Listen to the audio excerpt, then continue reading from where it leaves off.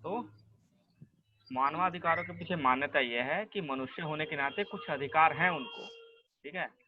और इसलिए क्योंकि जो कोई इंसान होता है वो अपने में कुछ विशिष्ट भी है और सबके समान भी है, ठीक है।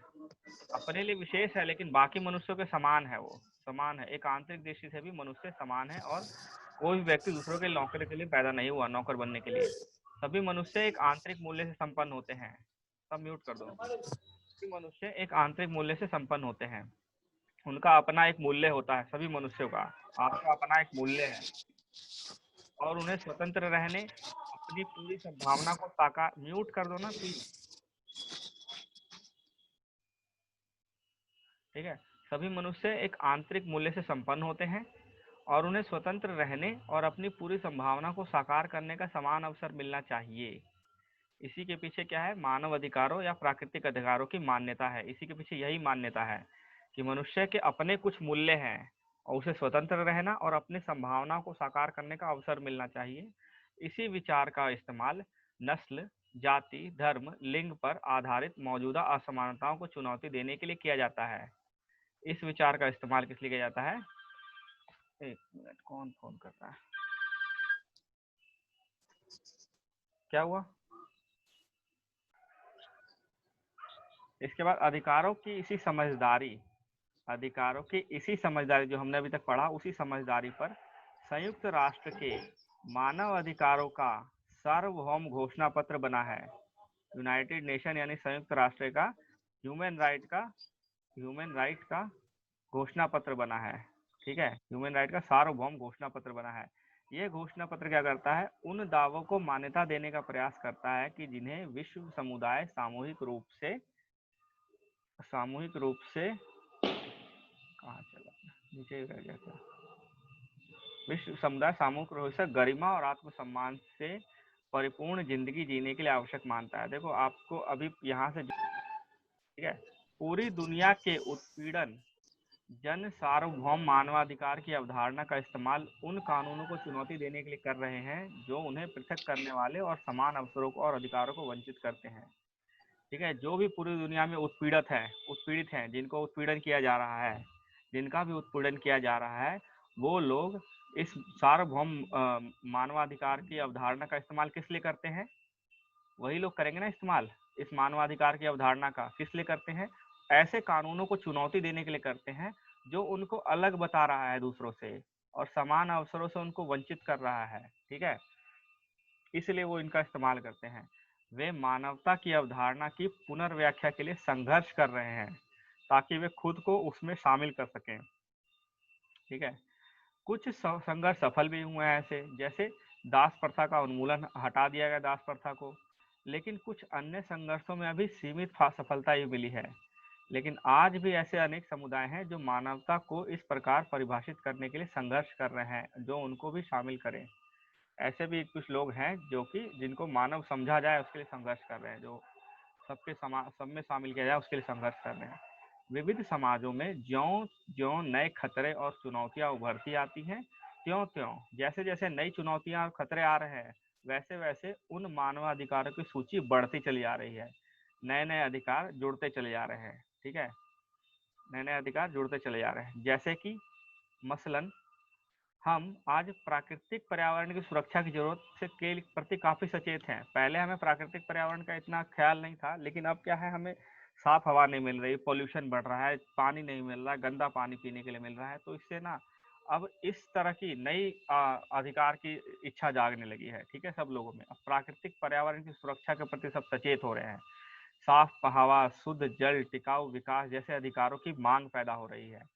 युद्ध या प्राकृतिक संकट के दौरान, युद्ध जब होता है या कोई नेचुरल डिजास्टर होता है, तो अनेक लोग, खासकर महिलाएं, बच्चे या बीमार, जिन बदलावों को झेलते हैं उनके बारे में नई जागरूकता ने आजीविका के अधिकार, बच्चों के अधिकार और ऐसे अन्य अधिकारों की मांग पैदा करती है। जब कोई युद्ध होता है किसी देश में या कोई आपदा आती है, तो सबसे ज्यादा प्रभावित कौन होता है? सबसे ज्यादा प्रभावित होता है बच्चे, महिलाएं, गरीब, गरीब तो होता ही है, बच्चे, महिलाएं और बूढ़े। हाँ, बूढ़े बुजुर्ग। आपकी आवाज कितना प्रॉब्लम आ रहा है। और बीमार, ये लोग ज्यादा प्रभावित होते हैं। ठीक है, ये लोग बहुत ज्यादा प्रभावित होते हैं, गरीब भी गिन लो इसमें। ठीक है, ये लोग ज्यादा प्रभावित होते हैं युद्ध में भी और आपदा में भी। तो उस समय एक अलग बदलाव को झेलते हैं। मान लीजिए अगर युद्ध हो रहा है, किन लोगों को अपना जगह छोड़ छोड़ के जाना पड़ रहा है कहीं और कहीं और जाके अपने देश में ही रिफ्यूजी की तरह रहना पड़ रहा है उनको, तो सबसे ज्यादा असर तो इन्हीं लोगों पर पड़ता है। तो इनके लिए अब नई अधिकारों की मांग की जा रही है। ठीक है, आजीविका के अधिकार, बच्चों के अधिकार और कई अधिकार की मांग की जा रही है। तो जैसे जैसे नए खतरे आ रहे हैं समाज में, वैसे वैसे अधिकारों की मांगे भी बढ़ रही हैं। ऐसे दावे मानव गरिमा के अतिक्रमण के प्रति नैतिक आक्रोश का भाव व्यक्त करते हैं। अब इस लाइन को समझो, जो नए नए दावे हो रहे हैं अधिकारों के, ये किस लिए हो रहे हैं? ये मानव गरिमा के अतिक्रमण के प्रति नैतिक आक्रोश है। मानव गरिमा का अतिक्रमण मतलब आप किसी की गरिमा को ठोस पहुंचा रहे हो, उसका अतिक्रमण। अतिक्रमण होता है ना कि उस पर कब्जा करना। अतिक्रमण मतलब कब्जा करना, आप किसी और की गरिमा के क्षेत्र में घुस गए हो। तो मानव गरिमा के अतिक्रमण के प्रति जो रोष है, आक्रोश है, नैतिक आक्रोश, उसका भाव है ये मांगे। ये मांगे क्या है? इन्हीं नैतिक आक्रोश का व्यक्त किया जा रहा है इन मांगों के थ्रू। आपके अंदर अगर कोई नैतिक आक्रोश होगा तो आप क्या करोगे? कुछ डिमांड करोगे। तो वही डिमांड है ये अधिकार, नए नए अधिकार की मांगे, यही डिमांड है। वे समस्त मानव समुदाय हेतु अधिकारों के प्रयोग और विस्तार के लिए लोगों से एकजुट होने का आह्वान करते हैं। हम इन दावों के विस्तार और प्रभाव को कम करके नहीं आंकना चाहिए। हमें इन दावों के विस्तार और प्रभाव करके नहीं आंकना चाहिए। उन्हें अक्सर व्यापक समर्थन मिलता है, उसे बहुत ज्यादा समर्थन मिलता है। जैसे आपने शायद पॉप स्टार बॉब गेल्डोफ की और से अफ्रीका में गरीबी खत्म करने के लिए पश्चिमी मुल्कों की सरकारों से की गई हाल में अपील के बारे में सुना होगा। पिछला कोई 2018-19 का मामला है ये बहुत बड़ा गायक सिंगर है बॉब गेल्डोफ। इन्होंने अफ्रीका में गरीबी खत्म करने के लिए जो वेस्टर्न कंट्री है, अमेरिका और इन सब कंट्री से कहा था कि आप इसमें सहायता करो। ठीक है, अपील की थी। तो ये धीरे धीरे प्रबल होता जा रहा है और उसे आम जनता ने बहुत ज्यादा समर्थन दिया है। ठीक है, उसके बाद है कानून, अधिकार और राज्य सत्ता। कानूनी अधिकार और राज्य सत्ता। मानवाधिकारों के दावों की नैतिक अपील चाहे जितनी हो, उसकी सफलता की डिग्री कुछ कारकों पर निर्भर है। कितना सफल होगा? दावे चाहे जितने हो, ठीक है, दावों की नैतिक अपील चाहे जितनी हो, उनकी सफलता किस पर निर्भर करती है? इनमें सर्वाधिक महत्वपूर्ण है सरकार और कानून का समर्थन। सरकार समर्थन कर रही है उन दावों का नहीं कि नहीं कर रही है? कानून समर्थन करती है कि नहीं करती है? यही कारण है कि अधिकारों की कानूनी मान्यता को इतनी अहमियत दी जाती है। अधिकारों की कानूनी मान्यता मतलब कि अधिकार की अगर कानूनी मान्यता नहीं होगी तो लागू कैसे होगा वो? ठीक है, तो चाहे कितने भी दावे कैसे भी हों, मानवाधिकार के लिए कितने भी दावे हो जाएं, जब तक सरकार नहीं चाह रही या उस पर कानून नहीं बन रहा है, तब तक वो लागू नहीं होंगे, तब तक वो सिर्फ मांगे रह जाएंगे एक तरह से। अनेक देशों में अधिकारों के विधेयक, विधेयक मतलब कानून, अधिकारों के विधेयक वहाँ के संविधान में प्रतिष्ठित रहते हैं, वहाँ के संविधान में लिखे गए हैं। संविधान देशों के सर्वोच्च कानून के घोतक होते हैं। देश में सर्वोच्च कानून जो होता है संविधान होता है, वो सब खुद। इसलिए कुछ खास अधिकारों की संवैधानिक मान्यता उन्हें बुनियादी महत्व प्रदान करती है। कुछ अधिकारों, संविधान क्योंकि सबसे ऊंचा, सबसे ऊपर का कानून है, संविधान जो है सबसे बड़ा कानून है, तो इसलिए संविधान में अगर कोई अधिकार लिख दिए जाते हैं तो उसको बहुत ज्यादा बुनियादी महत्व मिलता है। ठीक है, इसको बुनियादी महत्व मिलेगा। ये देखो, बुनियादी महत्व मिलेगा। अपने देश में हम इन्हें मौलिक अधिकार कहते हैं। अन्य कानूनों और नीतियों ने इन संवैधानिक अधिकारों के सम्मान की अपेक्षा की जाती है। अन्य कानूनों और नीतियों से इन कानूनों के सम्मान की, इन अधिकारों के सम्मान की अपेक्षा की जाती है। संविधान में उन अधिकारों का उल्लेख रहता है जो बुनियादी महत्व के माने जाते हैं। संविधान में वही अधिकार होते हैं जिनका बुनियादी महत्व होता है। कुछ सभी अधिकार नहीं डाल दिए जाते उसमें। कुछ अन्य ऐसे अधिकारों का भी उल्लेख संभव है जो किसी देश के विशिष्ट इतिहास और रीति रिवाजों के चलते महत्वपूर्ण हो जाते हैं। ठीक है, कुछ ऐसे अधिकार भी होते हैं इनमें जो किसी कोई पुराना इतिहास रहा है, उसका विशिष्ट इतिहास रहा है या रीति रिवाज चला आ रहा है, उसके जरिए महत्वपूर्ण हो गए हैं। उदाहरण के लिए भारत में क्योंकि छुआछूत पहले से आ रहा है, तो छुआछूत पर प्रतिबंध लगाना जो है उसको संविधान में डालना पड़ा। इतना महत्वपूर्ण अधिकार था कि उसको संविधान में डालना पड़ा। ठीक है ना। हमारे दावों को मिलने वाली कानूनी और संवैधानिक मान्यता इतनी महत्वपूर्ण होती है कि बहुत से सिद्धांतकार अधिकार को ऐसे दावों के रूप में परिभाषित करते हैं। कुछ लोग दावों, अधिकार को क्या बोलते हैं? ऐसे दावे हैं जिन्हें राज्य ने मान्य किया है। कानूनी मान्यता से यकीनन हमारे अधिकारों को समाज में एक खास दर्जा मिलता है। कानूनी मान्यता अगर दे दी कि अधिकारों को, तो एक खास दर्जा मिल जाएगा उस अधिकार को। लेकिन कानूनी मान्यता के आधार पर किसी अधिकार का दावा नहीं किया जा सकता। सिर्फ कानूनी मान्यता के आधार पर ही किसी अधिकार का दावा नहीं किया जा सकता है। जैसा कि पहले चर्चा की जा चुकी है, अधिकार को धीरे धीरे विस्तार पुनर्व्याख्या हो रही, अधिकार का धीरे धीरे विस्तार और पुनर्व्याख्या हो रही है। ऐसा अभी तक अलग रहे समूहों को शामिल करने और गरिमापूर्ण एवं सम्मानजनक जीवन जीने की नई समझदारी के उद्देश्य से हो रहा है। ठीक है। अधिकतर मामलों में अधिकार राज्य से किए जाने वाले दावे हैं। कई मामले ऐसे होते हैं जिसमें अधिकार जो होते हैं वो राज्य के खिलाफ दावा होता है। जैसे कि राज्य हमारे साथ ये करे, राज्य हमारे साथ ये ना करे। ठीक है, कुछ हाँ करे और कुछ ना करे।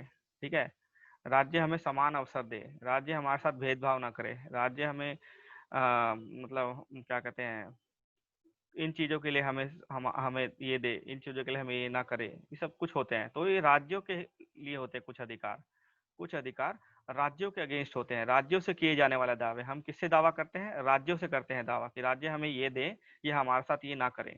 ठीक है, तो अधिकारों के माध्यम से हम राज्य सत्ता से कुछ मांग करते हैं। जैसे शिक्षा के अधिकार पे जोर देते हैं, तो हम राज्य से बुनियादी शिक्षा के प्रावधान की मांग करते हैं। समाज भी शिक्षा के महत्व को स्वीकार कर सकता है और अपनी तरफ से सहयोग कर सकता है। समाज सिर्फ सहयोग कर सकता है, लेकिन मांगे हमारी राज्य के खिलाफ है। राज्यों से हम मांग करें शिक्षा के लिए। ठीक है, समाज क्या कर सकता है? अपनी सहायता दे सकता है, उसमें सहयोग दे सकता है, समूह विद्यालय खोल सकता है, छात्रवृत्तियों के लिए पैसे जमा कर सकता है ताकि तमाम वर्ग के लोग बच्चों को लाभ मिल सके।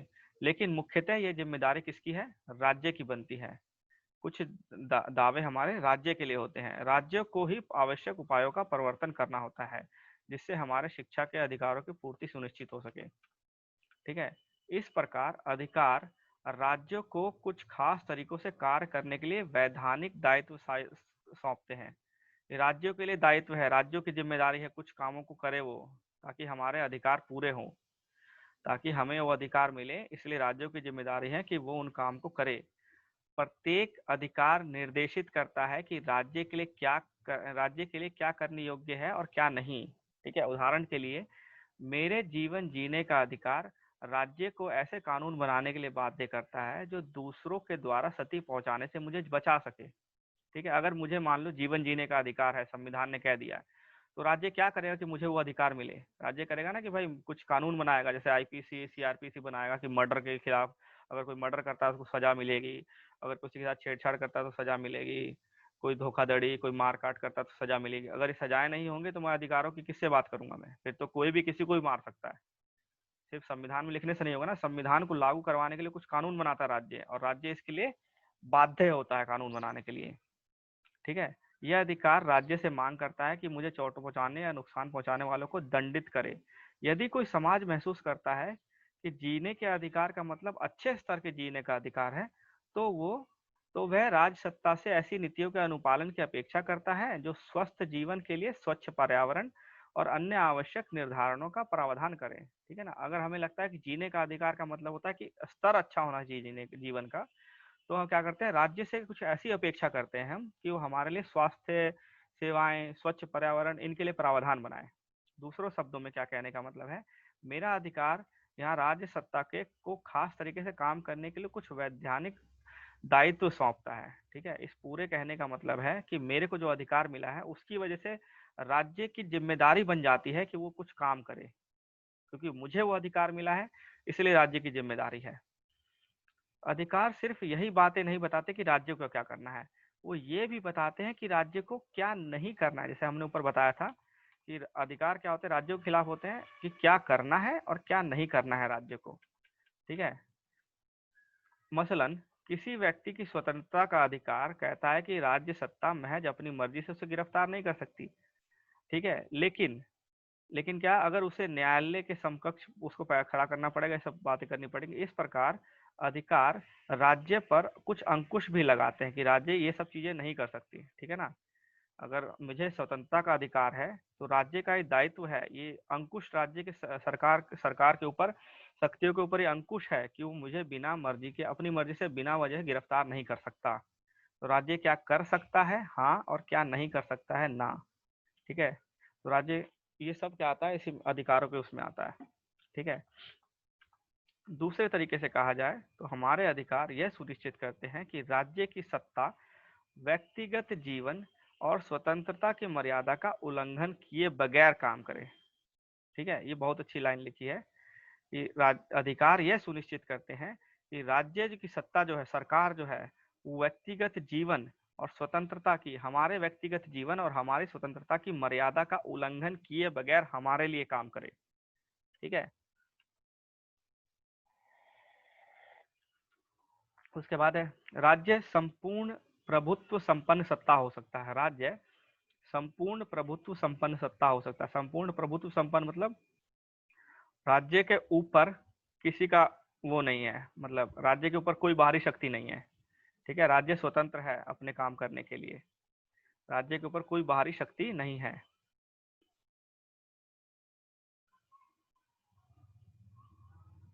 बाहरी ताकत मतलब विदेशी शक्ति नहीं है। ठीक है, स्वतंत्र है काम करने के लिए। उसके द्वारा निर्मित कानून बलपूर्वक लागू किए जा सकते हैं। जो भी कानून बनाएगा उसको बलपूर्वक लागू, बलपूर्वक मतलब फोर्सफुल लागू किया जा सकता है। लेकिन संपूर्ण प्रभुत्व सत्ता राज्य का अस्तित्व अपने लिए नहीं है, मतलब राज्य का स्वतंत्र होना राज्य के लिए नहीं है। ठीक है, ये जनता के लिए अधिक महत्वपूर्ण है। राज्य स्वतंत्र है, राज्य के ऊपर बाहरी शक्ति, कोई ताकत का प्रभाव नहीं है। इसका मतलब ये राज्य की स्वतंत्रता राज्य के लिए नहीं है बल्कि लोगों के लिए है। ठीक है, संप्रभुत्व, संपूर्ण प्रभुत्व संपन्न राज्य का अस्तित्व अपने लिए नहीं है बल्कि व्यक्ति के हित के लिए होता है। इसमें जनता का ही अधिक महत्व है और सत्तारूढ़ सरकार को उसके ही कल्याण के लिए काम करना पड़ता है। किसके लिए? जनता के लिए। तो अधिकार को हमने से छठी, सातवीं, आठवीं, नौवीं से पढ़ा है कि राज्य के ऊपर अंकुश लगाती है और उसके लिए कुछ जिम्मेदारियां तय करती है। तो ये जिम्मेदारी देख रहे हो आप लोग। शासक अपनी कार्रवाइयों के लिए जवाबदेह होता है और उन्हें अर्गित नहीं बोलना चाहिए। कानून लोगों की भलाई सुनिश्चित करने के लिए होते हैं। फिर अधिकार कितने प्रकार के होते हैं? ठीक है, अधिकारों के प्रकार। अधिकतर लोकतांत्रिक व्यवस्थाएं राजनीतिक अधिकारों का घोषणा पत्र बनाने से अपनी शुरुआत करती हैं।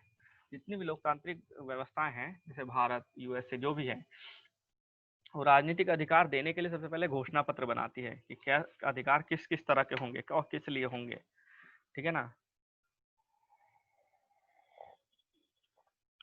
राजनीतिक अधिकार, अब हम राजनीतिक अधिकार के बारे में पढ़ रहे हैं। राजनीतिक अधिकार नागरिकों को कानून के समक्ष बराबरी और राजनीतिक प्रक्रिया में भागीदारी का हक देते हैं। जो राजनीतिक अधिकार हैं वो कानून के समक्ष बराबरी और राजनीतिक प्रक्रिया में देने का, भागीदारी होने का हक देते हैं।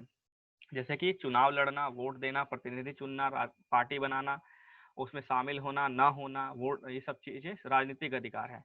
राजनीतिक अधिकार स्वतंत्रताओं से जुड़े होते हैं। राजनीतिक अधिकार नागरिक स्वतंत्रताओं से जुड़े होते हैं। मेरी स्वतंत्रता है मैं किसी को वोट दूं या ना दूं। ठीक है, नागरिक स्वतंत्रता का अर्थ क्या है? स्वतंत्र और निष्पक्ष न्यायिक जांच का अधिकार। ठीक है, विचारों की स्वतंत्रता का, अभिव्यक्ति का अधिकार, प्रतिवाद करने और असहमति संकट करने का, प्रकट करने का अधिकार, ये नागरिक स्वतंत्रता के अधिकार है। ये नागरिक स्वतंत्रता है। नागरिक स्वतंत्रता क्या है? कि स्वतंत्र और निष्पक्ष न्यायिक जांच हो किसी भी मुद्दे पर, मैं अपने विचार स्वतंत्रता से अभिव्यक्त कर सकूं और किसी और के विचारों के प्रति मैं अपना आलोचना भी दे सकूं, प्रतिवाद करूं और अपनी असहमति प्रकट भी कर सकता हूं। जैसे अगर मैं उससे सहमत नहीं हूं तो असहमति प्रकट करना भी नागरिक स्वतंत्रता का अर्थ में आता है। ठीक है, नागरिक स्वतंत्रता, राजनीतिक अधिकार मिलकर, राजनीतिक स्वतंत्रता और राजनीतिक अधिकार दोनों मिलकर किसी सरकार की लोकतांत्रिक प्रणाली की बुनियाद का निर्माण करते हैं। ठीक है, लोकतंत्र का मतलब क्या होता है? चाय पी रहे हैं। चाय पी रहे हो? ठीक है, लोकतंत्र का मतलब है, लोकतंत्र का मतलब चाय पीना होता है।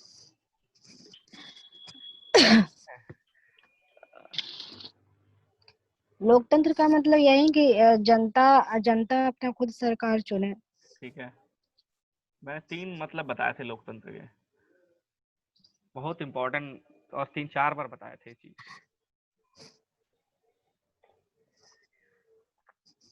जन अपना राय ले सकता है, अपनी सरकार खुद बना सकता है हाँ जी और ठीक उसे है, हक है। ठीक है मान लिया। और मान लीजिए आपने किसी को चुना, ठीक है, आपने वोट दिया, आपने चुना। आवाज नहीं हेलो हेलो हेलो। जैसा कि पहले बताया गया है, जैसा कि पहले बताया गया, अधिकारों का उद्देश्य लोगों के कल्याण की हिफाजत करना है। सरकार को जनता के प्रति जवाबदेह बनाकर शासकों की अपेक्षा लोगों के सरोकार के लिए अधिक महत्व देकर तमाम लोगों के लिए, यही सब है, ठीक है। मतलब लोगों के अधिकार के कल्याण के लिए काम करना है। अधिकार का उद्देश्य, अधिकारों का उद्देश्य क्या है? लोगों के कल्याण के लिए काम करना, ठीक है। उसके बाद है राजनीतिक भागीदारी का अपना अधिकार। ये वाला पैराग्राफ रुक जाते हैं, 6:18 हो गया।